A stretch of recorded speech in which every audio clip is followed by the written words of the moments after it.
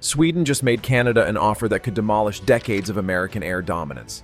88 Gripen fighters, handed over in a deal so aggressive it's rewriting the rules of Western alliances. What you're about to learn will change everything you thought you knew about military power. In a move that caught the entire defense world off guard, Sweden's Saab Corporation has reportedly offered Canada a complete package of 88 Gripen E fighters in what insiders are calling the most aggressive defense proposal in modern history. But here's what makes this absolutely explosive.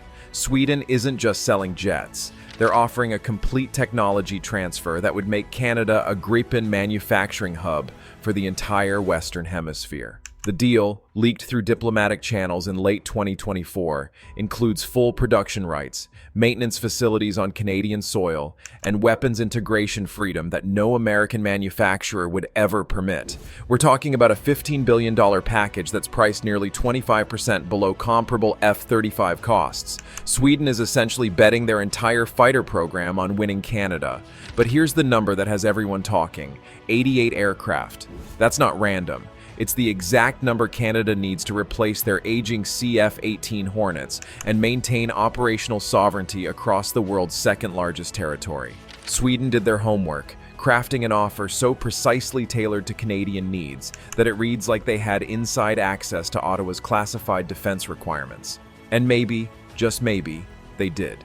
Let's be brutally honest about what's happening here. Sweden is fighting for survival in a defense market dominated by American giants, and they're willing to sacrifice profit margins to stay relevant.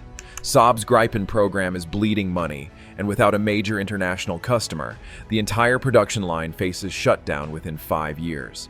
Since joining NATO in 2024, Sweden needs to prove they're a serious defense contributor, not just a small nation riding on American protection.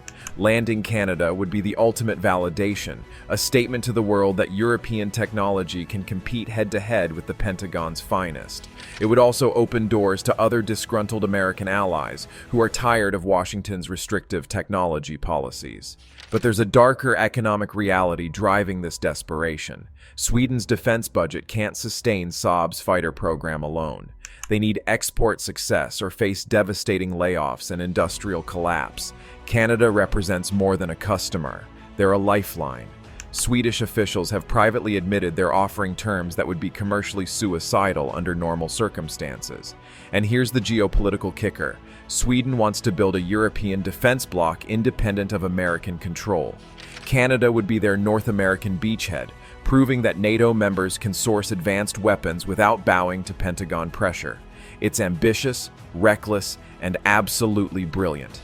Now let's talk about the Gripen E itself, because this isn't some inferior consolation prize. This aircraft is a technological marvel that's been deliberately underestimated by American defense media for years, and the capabilities will shock you. The Gripen E is designed for exactly Canada's operational nightmare: vast territories, limited budgets, and extreme Arctic conditions. It has a per-flight hour cost of approximately $4,700, compared to the F-35's staggering $36,000. For a country with Canada's budget constraints and massive patrol requirements, this difference is absolutely game-changing. Canada could fly 10 Gripen missions for the cost of one F-35 sortie.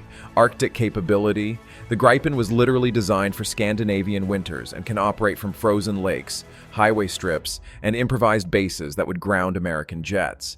Its advanced avionics include cutting-edge electronic warfare systems that have consistently outperformed F-35s in NATO exercises, though you'll never see Pentagon officials admit this publicly. The Gripen's logistics footprint is minimal. A small team can turn around the aircraft in remote locations without massive support infrastructure. For Canada's dispersed northern bases, this is revolutionary. Plus, Sweden is offering complete weapons integration freedom, meaning Canada can mount Israeli, European, or even domestic weapons without seeking American permission. That sovereignty, the F-35 will never provide. Washington is absolutely terrified, and leaked internal memos reveal panic at the highest levels of the U.S. defense establishment. This isn't just about losing one contract. It's about the total collapse of American military export dominance. If Canada chooses the Gripen, NORAD integration becomes exponentially more complex. The F-35's advanced sensor fusion and data linking capabilities were designed assuming all North American fighters would share the same architecture. Introducing Swedish jets creates communication gaps that Russian bombers could exploit during Arctic intercepts. Pentagon war games have simulated this scenario, and the results were catastrophic. But the real nightmare is precedent. Poland is already watching closely, as is Finland, Colombia, and the Philippines. These nations have similar frustrations with American technology restrictions and astronomical operating costs. If Canada proves a non-American fighter can work within NATO frameworks, the floodgates open. Lockheed Martin could lose hundreds of billions in future contracts. American defense lobbyists are working overtime on Capitol Hill, pushing for legislation that would punish Canada through trade restrictions if they select the Gripen. We're talking about threatening the USMCA trade agreement, restricting technology exports, and excluding Canada from joint development programs. The Pentagon isn't just angry, they're preparing economic warfare against their closest ally. This deal is triggering a seismic shift across the entire Atlantic Alliance, and the shockwaves are just beginning. European nations are suddenly realizing they have leverage they never knew existed, and the old rules of American dominance are crumbling in real time.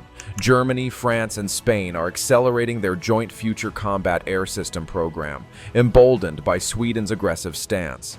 If Canada can break free from American fighter dependency, why can't they? We're witnessing the birth of a truly independent European defense industrial base, something Washington has spent 70 years preventing. Smaller NATO members like Czech Republic, Romania, and Portugal are postponing their F-35 orders, waiting to see if the Gripen Canada deal materializes. The global fighter market is freezing as buyers recalculate their options. Saab's stock has surged 40% on speculation alone. Russia and China are watching with barely concealed delight. Anything that fractures Western unity serves their interests, and they're amplifying this story through state media. Beijing is already approaching wavering American allies with their FC-31 fighter, arguing that if Sweden can compete with the F-35, why not Chinese alternatives? The ultimate question: is Canada about to accidentally trigger the end of American air power dominance? The next 6 months will provide the answer. Sweden's audacious offer to Canada isn't just a business deal, it's a declaration of independence from American military hegemony. Whether Canada accepts or not, the message is clear. The era of unquestioned Pentagon supremacy is over, and the future is up for grabs. Should Canada take Sweden's offer or stick with America? Vote in the comments below. Smash that like button if this shocked you, share with fellow military enthusiasts, and subscribe for insider defense analysis you won't find anywhere else.